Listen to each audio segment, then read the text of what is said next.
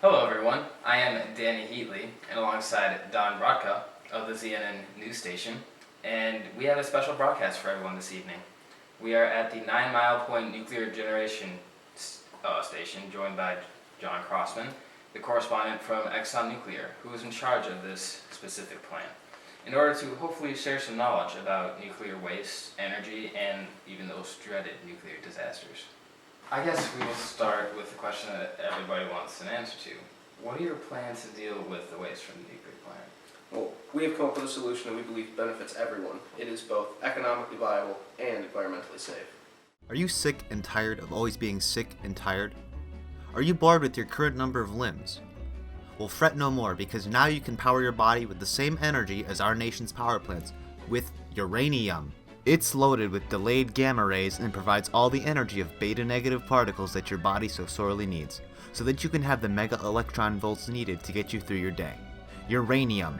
It's 230 great. Uranium is not responsible for any side effects, including coughing, sneezing, headaches, stomachache, nausea, vomiting, runny nose, itchy eyes, bleeding from the eyes, mouth, nose, or ears, pancreatic cancer, lung cancer, liver cancer, stomach cancer, lost limbs, lost eyes, bulging of the skin, face reconfiguration, hysterical pregnancy, and sore throat. Care to test the product? No thanks. You're lost.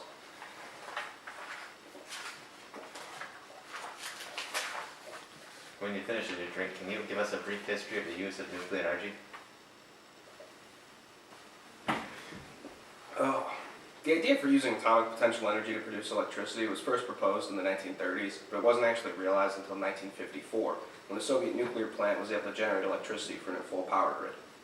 The International Atomic Energy Agency, which was created to promote peaceful use of nuclear energy and to inhibit use for military purposes, was first established anonymously back in 1957, independently of the United Nations. Dwight Eisenhower was the first president to propose an organization like the IAEA. Nuclear power plants were steadily built after their actualization until health concerns began to arise, along with the disasters at 3 Mile Island and Chernobyl, which resulted in nuclear plant construction being halted in many countries. Nuclear power experienced a resurgence in the 2000s, but after the Fukushima disaster in Japan, several countries are planning to close their nuclear plants. So, what are these power plants' plans for the future? Well, we aren't allowed to have any plans for the future. In 30 years, the government requires that we shut down permanently and relocate. Why would they make you do that? I don't know, something about real estate investment. So, what exactly is nuclear waste? Nuclear waste is a radioactive byproduct of nuclear power generation. Since radioactive material is harmful to all life and it takes a long time to decay, it has to be properly stored. So, how do you store it? Well, you see, radioactive waste is stored in small pellets, which are in turn stored in metal rods. It's like round ice cubes getting stuck in a straw, but the ice cubes will kill you, and it's not actually Dr. Pepper, it's just Mr. Pibb. Sounds like it could be problematic. Very. Mr. Pibb is the worst. Okay. Could you please explain the process of nuclear fission for us? Well, uranium-235 is bombarded with a neutron, briefly exciting it to uranium-236. There's now enough energy to break up the atom into krypton-92, barium-141, 3 neutrons, and several high-energy gamma rays. Could you possibly clarify that so our viewers can understand it? Well, let me tell you a story. Let's say there's a big, happy family. And you have the daddy, the mommy, and the 2 kids. The family's kind of unstable. There are several arguments between the daddy and the mommy. But for the most part, they seem pretty happy. Then one day, the mommy decides, I want to play tennis. Daddy thinks this sounds alright. I mean, how much harm can hiring a tennis instructor actually do? Well, the tennis coach comes over soon, and the next thing you know, bam, the daddy's living in the house alone, the kids are crying because mommy and daddy split up, and your wife is down the street in an apartment sleeping with the tennis coach. Is everything alright? If you're watching this, please come back, Karen. Okay, back on topic. One of the major problems of the nuclear waste coming from your plant is the health risks associated with the waste. How do you plan to address the people already dealing with health problems, such as Jackson Jones? Who? Jackson Jones, the 5-year-old boy who went swimming in a river contaminated with nuclear waste? Nope, not ringing a bell. He grew several extra eyes.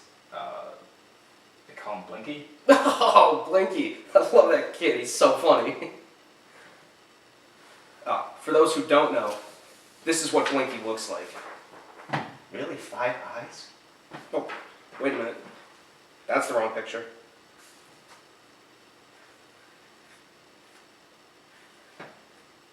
There we go.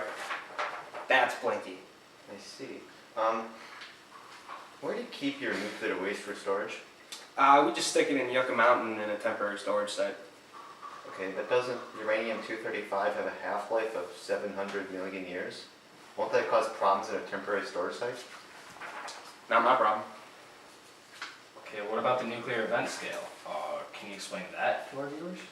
Well, this scale rates the severity of any events involving nuclear material. We see here that it starts at 0 at the bottom, and it rises all the way to 7, which is a major accident. It's a helpful tool to help the public determine how much terror they should be feeling at any one time. Aren't there some problems with that scale? Why is the theft of nuclear materials only considered a level 1 anomaly? What? No, I'm not stealing nuclear material. There's no nuclear material in the back of my Ford F-150. What are you talking about? Why would you mention that? Doesn't the theft of nuclear materials put the public in direct danger? I will answer no more questions about stolen materials until you have a warrant. Okay.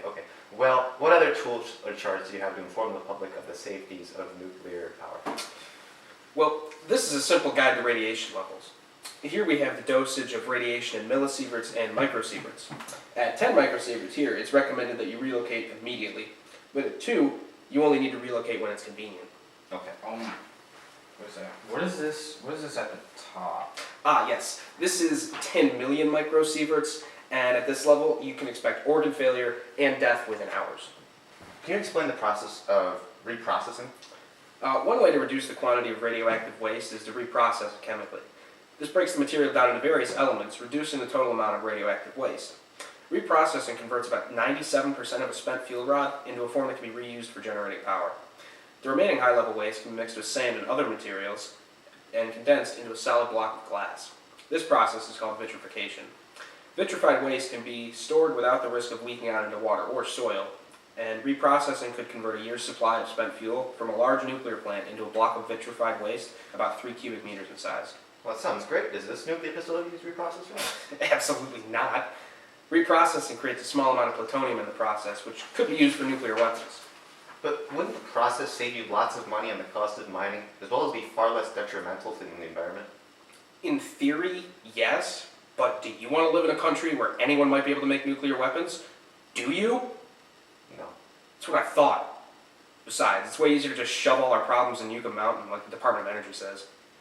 So, the Department of Energy's way to take care of nuclear waste is not to make it reusable, but to bury it in a mountain sacred to the Shoshone site? In conclusion, nuclear power is, without a doubt, completely safe. Warning, problem in Sector 7G.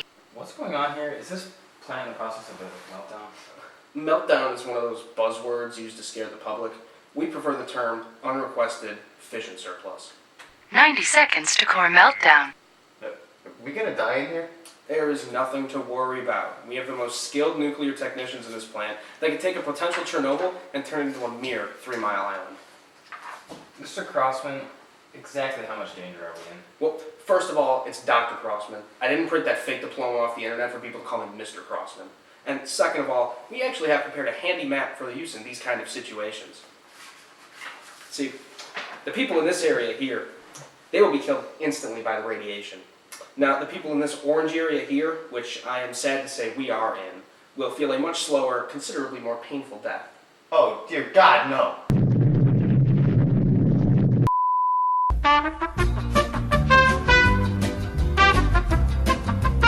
Nuclear power is, without a doubt, completely safe.